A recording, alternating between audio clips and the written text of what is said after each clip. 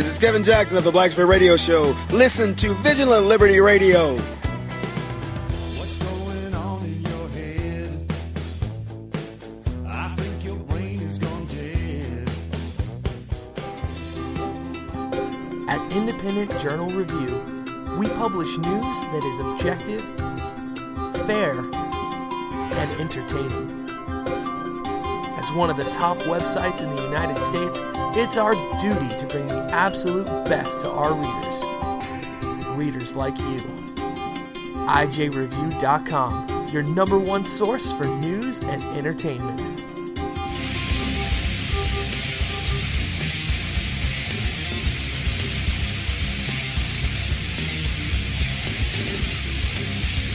If you think paying for food stamps is more important than paying for veterans, you might...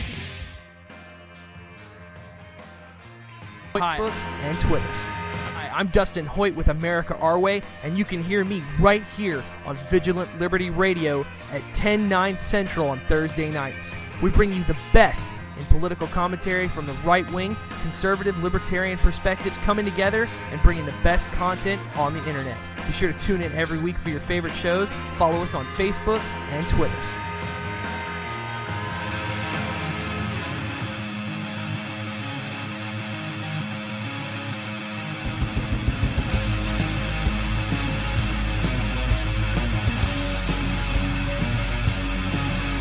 This is Ed Morrissey of HotAir.com, and you're listening to Vigilant Liberty Radio.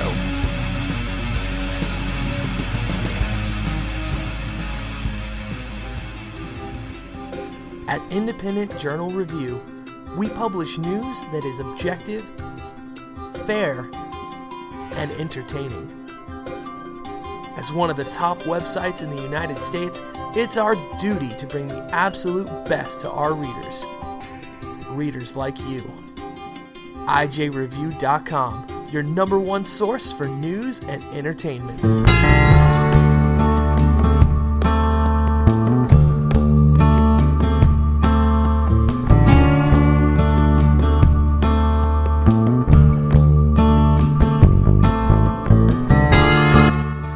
Welcome back to the show. You are listening to The Right Mics with Mike Miller and Michael Hausum. Now, what we neglected to do, Miller, in the first half hour is our daily statement of our positions on the all-important, major issues of the day that everybody has in their minds. And that is, folks... Exactly. And as we know, as indicated a few weeks ago by the bold statements, what was that country music singer's name? Ty Herndon, that's right. And another guy came out the same day. That's right. A long list of people, Michael Sam included, identifying the things that are most important to folks before they understand the words that come out of your mouth. I'm just going to go ahead. For me today, I am going to be boldly and heroically coming out as a heterosexual. My gender identification for the day is male, and also my race, which may be the most important thing for people to predetermine my opinions on everything.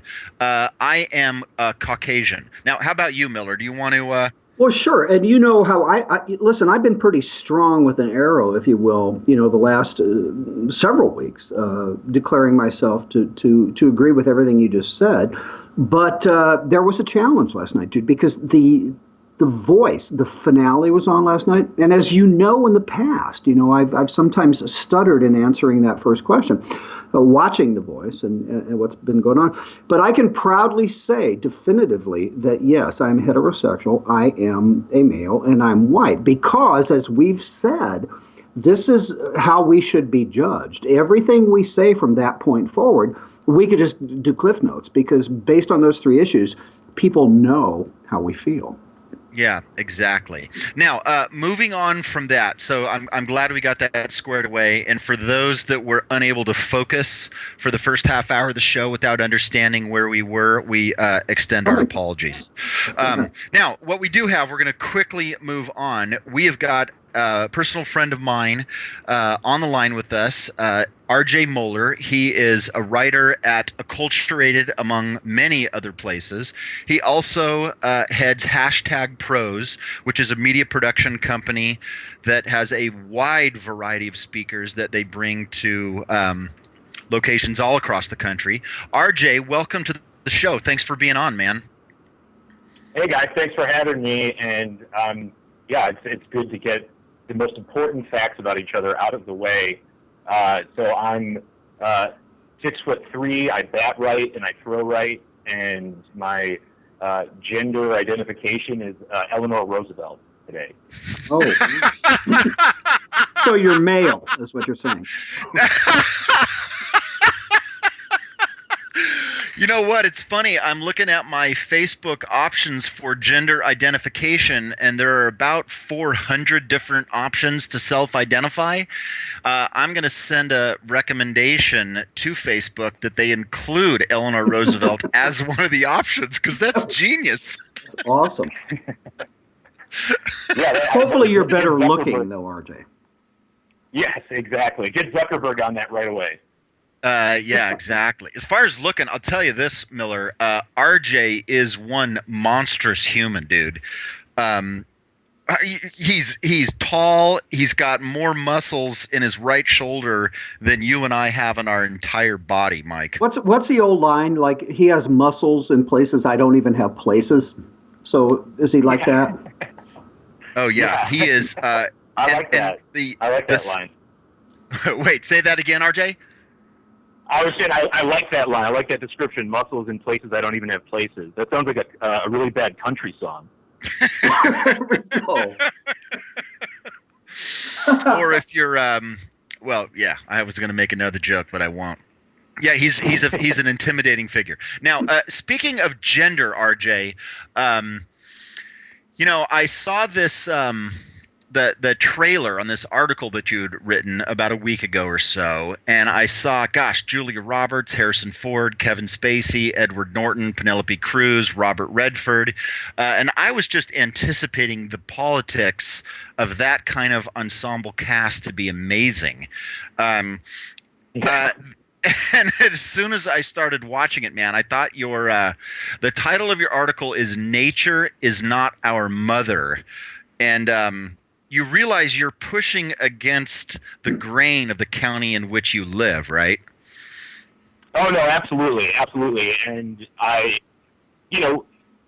whole, I'm always conflicted when I talk about this or write about this, because as a Christian, as somebody who believes the planet is a gift and that we should be good stewards of it, I'm always, I'm pro being environmentalist up to a point. I don't want people throwing trash out and trying to help clean up the neighborhood or whatever, things like that. I'm all for it. But these people have taken it to a whole nother level, and it gets into the concept of basically nature worship, where we humans are, we are the scourge of the earth. We are an infestation that, whether we're here or not, is not a big deal. That the earth has meaning, deeper meaning than we silly humans running around, spraying aerosol cans into the sky or whatever we're supposedly doing.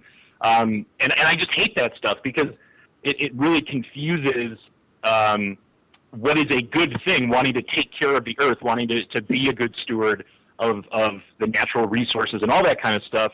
It confuses that with what, again, I would consider it nature worship. And it even bleeds into, I don't know if you guys remember a few years ago on the History Channel, there was a show, I think it was called like After People or something like that. Yes, I saw that. Yeah, and it was an interesting thing, because it would show what cities, like my hometown of Chicago or here in Los Angeles or New York, what it would look like 20, 50, 1,000 years after humans were eradicated. And the thing that really stood out to me is when they would interview the scientists about this stuff, the delight and glee in their faces as they described a universe, a planet without humans. And it's just, at a certain point, you have to have some loyalty to the human race because you are a part of it. And I just think it's such a depressing worldview that these extreme environmentalists push. RJ, you've seen the signs. I mean, the pictures of the protesters, save the planet, kill yourself. I mean, to an extent, these people think like this. And why is it, and man, you're spot on, when one does not believe in the whole global warming hoax, it is, then the natural correlation, the assumption is that then you hate the planet, you litter, you want to burn down the rainforest, destroy the rainforest, you want to pollute the waters, you want to do everything you possibly can to destroy the planet. That's the correlation when you don't believe in man-made global warming, isn't it? Yeah, absolutely. And there's even one of my favorite comedians is a guy named Bill Burr. I don't know if you're familiar with him, but Bill Burr.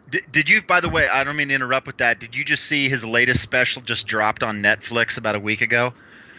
Yes, I have. I've had those. It's one of those. I find his comedy and his sort of worldview very, Larry David-esque, very pessimistic. But of course, there's many things I don't agree with him on. But yes, the most recent comedy special, which people can check out on Netflix, is very funny. He has a great bit about the Donald Sterling situation.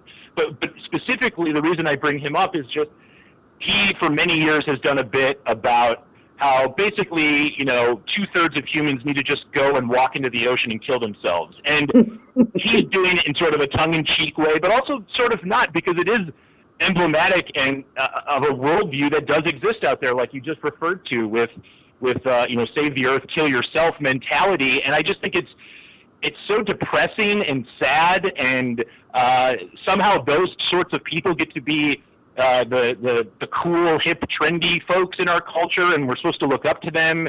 And because they care more about whatever it is, the minnows or the ravens or the condors or whatever it is, that somehow is a higher calling or a higher moral standard than actually caring about human beings or protecting the sanctity of life or these things. And so while I can laugh along with someone like Bill Burr when he makes a joke like that, it reveals a sort of a sad, really dark and depressing worldview that a lot of people have, and especially a lot of prominent people, as evidenced here by this Nature is Speaking, Nature is Angry campaign that I wrote about.